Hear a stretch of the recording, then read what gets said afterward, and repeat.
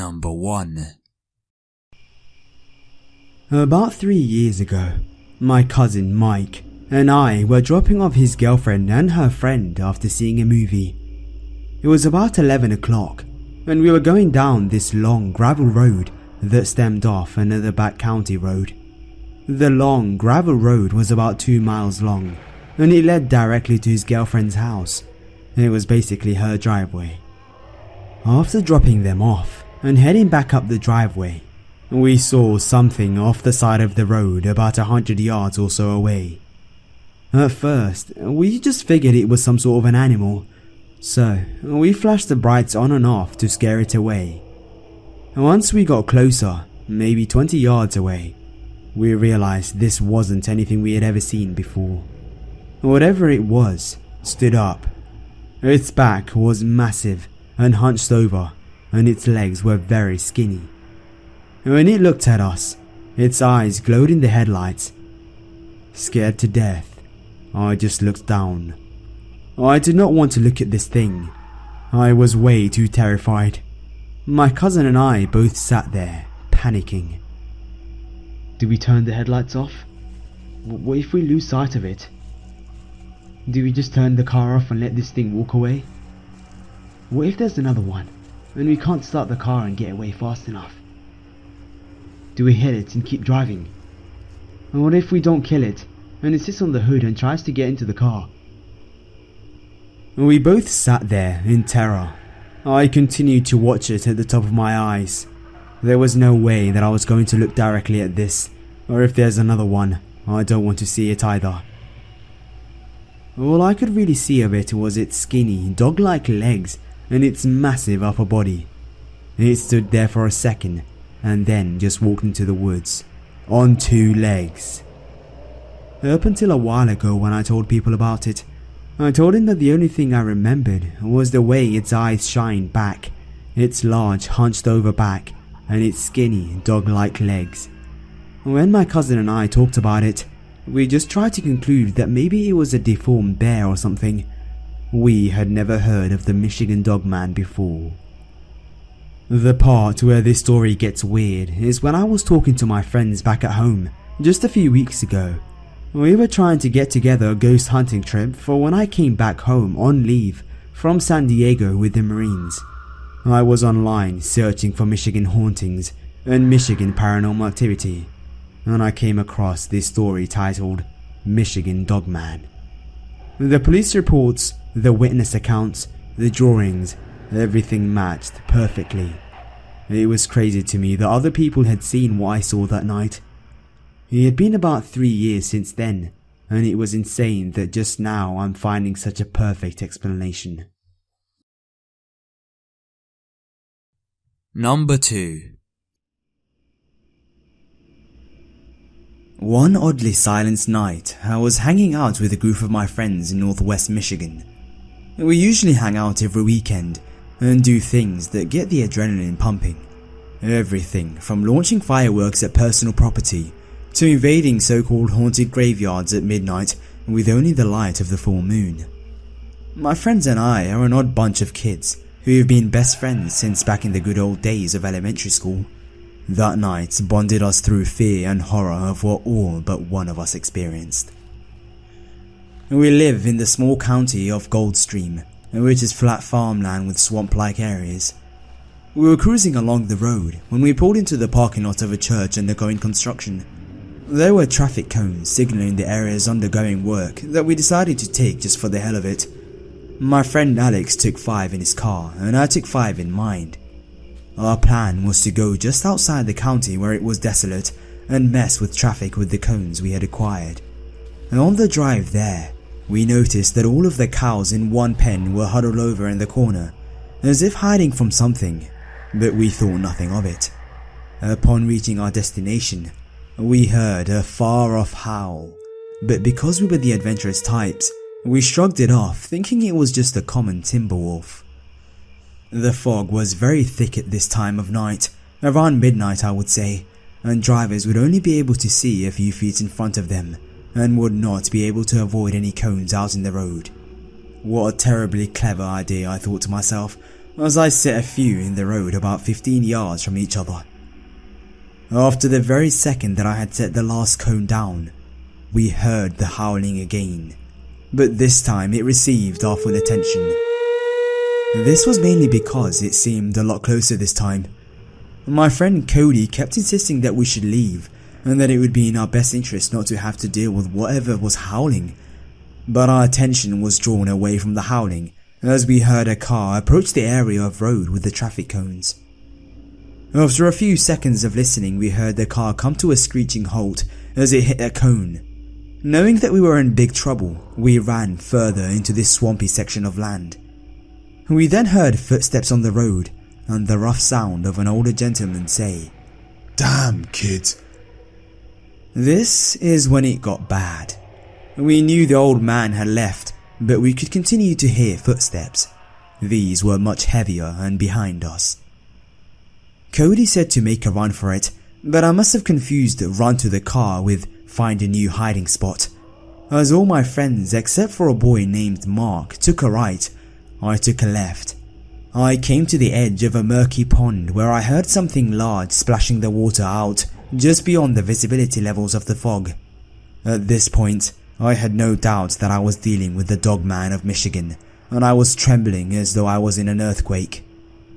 Mike and I had curiosity get the best of us, and we leaned forward a bit to have a look.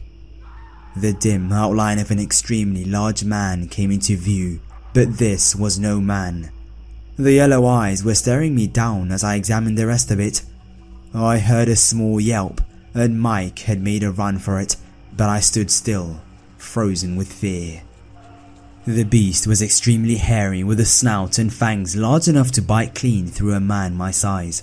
I was fairly skinny and 6 foot tall. The one thing that really hooked me was that it was a bipedal animal, standing on 2 feet. The beast's yellow eyes continued to stare me down, and I noticed that it began to move in my direction. I then heard yells of my name. I was relieved that my friends had not left without me, but more alarmed at the beast slowly making its way towards me. I ran like a Kenyan marathon runner towards the sound of the voices, and I could hear the large splash of the beast exiting the water in my direction. I reached my car, and everyone was relieved to see me in one piece. We jumped it into the car and I gunned it down the road, and just as we got moving, this 7-foot monster got to the side of the road and clawed my car. Then it let out the most blood-curdling howl I can ever imagine. The worst part was that I heard a return howl in the direction I was heading. Alex's car was in front of me, and I saw it stop and drift around in the opposite direction of me, and I did the same when I saw a similar beast ahead of me. As we drove past the spot where the first one clawed my car, I saw the beast standing, just watching as we passed by. It has been 4 years since we encountered this thing, and I have not gone through one whole night without having a nightmare about the events that took place that day. We joke about it occasionally, but we mainly keep our thoughts to ourselves. Since that first encounter, I have heard a similar howl many times, and I know what lies in the woods of Michigan in Goldstream County. Number 3. It was me and my buddy, and we were in Roscommon, Michigan. We were on our way out into the woods for our evening hunt. The hunt went well. We saw the normal 2 or 3 deer, but we couldn't get a shot, so we left a little early because we were irritated. We put our stuff in the back of the truck. My buddy then heard rustling in the woods behind us, so we both got our flashlights out of the truck, and when we shined our light into the brush, we saw 2 huge red glowing eyes about 7 feet up off the ground, and all we could see was a massive dog's foot sticking out of the brush, so we ran to the truck in fear. When the lights turned on, we saw a dog that stood upright, about 7 feet tall, and we started driving away. We never saw it again, and it had to be the scariest experience of our lives. Number 4. When I was hiking in Orzabal in the summer of 1999 in the counties of Skoda, Alcona and Iosco, I remember one of my most scariest encounters with the wilderness. While walking east down along the river around 1 hour prior to dusk, I heard what to my ears was a wolf howl. I have seen wolf prints and have seen wolves around my house, but never have I heard a howl so deep and almost human-like in my life. I got spooked and set up camp and made a fire, larger than most due to my fear. At dusk, I heard it closer, directly across the river. I have heard stories of the Wolfman from native stories and in family folklore covering the whole USA, but never have I personally seen what I saw that night or the next day. That night, after eating beef barley stew from my canned good collection, I laid down by the fire with my huge folding knife closely gripped by my chest. I was watching and listening to the surrounding woodline for about 30 minutes, when the average noises stopped, which to me meant two things. 1. Something had spooked the local animals, and 2. It made me very uneasy. I looked away from the fire and shot the fire away from my eyes using the unarmed hand. I looked across the river, which was only about 100 meters across from my fire, and saw the most unnerving sight ever. On the sand was a creature standing maybe larger than the average so-black bear, with black fur, large long skull, and yellow reflecting eyes like the wolf. I closed my eyes and hoped I was imagining things, and then it gave out the howl again. I opened my eyes and it ran up the bank and disappeared into the night. As it ran, it didn't run on all fours like a bear, nor a wolf. And unlike the local Bigfoot, it wasn't full upright like a human or primate. I was so scared that I slept the rest of that night in a damn tree, about 20 foot off the ground. It took me 3 hours and praying to ease my fear so I could sleep. The next morning, I woke up and crossed downstream and hiked back to where I saw the werewolf or dogman. There, in the bank, I saw wolf prints about the size of a bear and adult's paw. There weren't any group of fours like if you were tracking a wolf or coyote. On the other hand was a line of tracks separated by at least a yard apart between each paw print, and the paw print, unlike that of a canine, was not straightly imprinted onto the sand. The print was angled onto the sand as if it were balancing around 200 pounds of body weight on that single paw. I wish I had a camera with flashlight that night prior or for that day to capture some proof of what I saw. As a child, my friend and I were living in Macomb County in Memphis, Michigan. While hiking in the Memphis Youth Center farmland in Richmond Town, we saw a similar set of tracks. A few years prior, in 1996, we also tracked it 4 miles to a farm where a lady had found her chicken pen torn to shreds and many chickens shredded. None of us ever mentioned these before for fear of being called crazy. Number 5. I recently recalled an experience from my childhood that had been repressed in my mind since I was about 4 or 5 years old. As a child, I grew up a 20-acre lot just on the outskirts of Cadillac. At that time, there was more tree coverage and fewer industrial sites in the area. We were mostly surrounded by woods. One early summer morning, I had gotten up before dawn to watch my dad get ready to go off to work. Some mornings, he'd get up at 3:30 to 4:30 AM to start his days.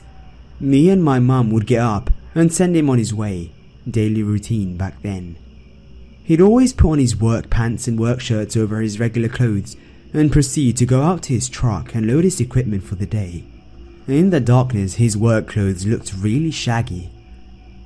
The morning of my encounter, I had gone up a little earlier than usual and was very groggy. I stumbled in the large plate glass window and saw something rummaging in the truck's bed over the side of the truck. I assumed it was Dad, so I banged on the window to get his attention and wave.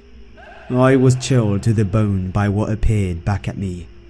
A creature that stood on 2 feet, but for the life of me had the head of a dog, canine-like, yet somehow human.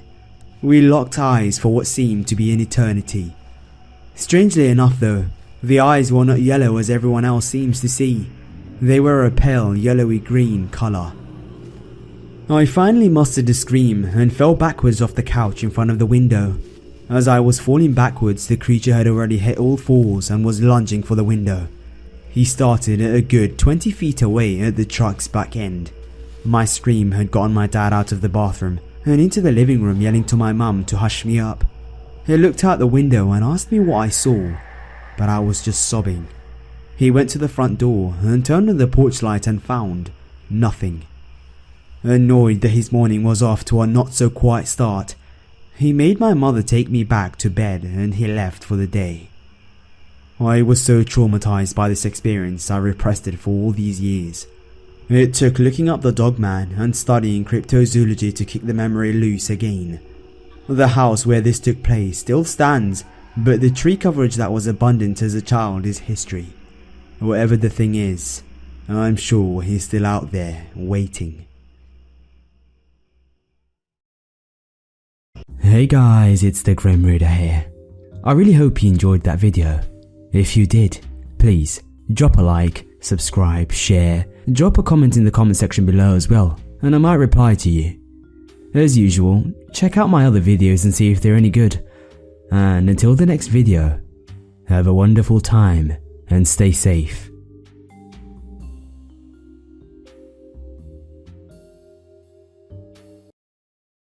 We saw something off the side of the road about 100 yards or so away. At first, we just figured it was some sort of an animal, so we flashed the brights on and off to scare it away. Once we got closer, maybe 20 yards away, we realized this wasn't anything we had ever seen before. Whatever it was, stood up. Its back was massive, and cousin Mike and I were dropping off his girlfriend and her friend after seeing a movie. It was about 11 o'clock, and we were going down this long gravel road that stemmed off another back county road. The long gravel road was about 2 miles long, and it led directly to his girlfriend's house. It was basically her driveway. After dropping them off and heading back up the driveway,